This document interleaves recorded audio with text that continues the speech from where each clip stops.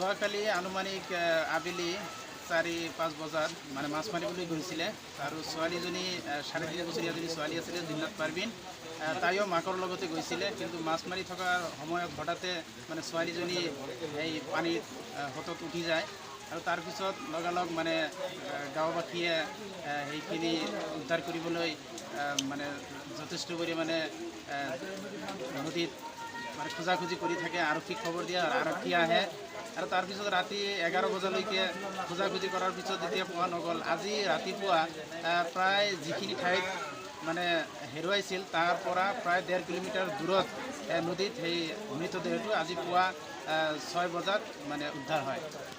জিন্নাত পারবিন বয়স 3.5 বছর। মৃতকৰ নাম হল আরশেদ আলী। আসলে ঘৰ হল 2 নং পলাশগুৰি গাঁৱত মানে মামাৰ ঘৰত লৈ আলহী খাবলৈ আহিছিলে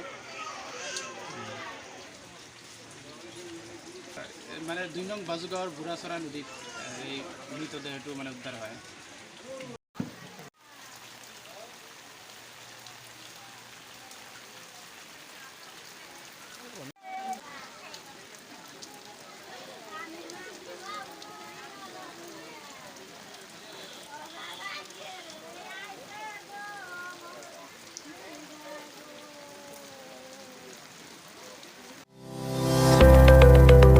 HS उथ्रिसारनाय फरायसाफोरनि थाखाय गोजोनथाव खौरां।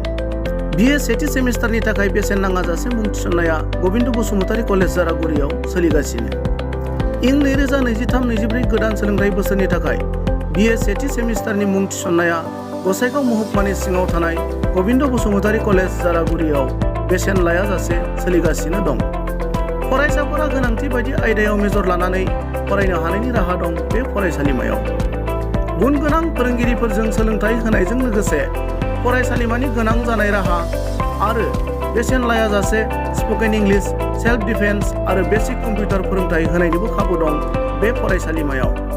बेसेन नाङाजासे मुं थिसननो थाखाय 9766808878 एबा 70022719299 आरो 700213174 जानबुं नम्बराव खौरां लाहरनो हागोन।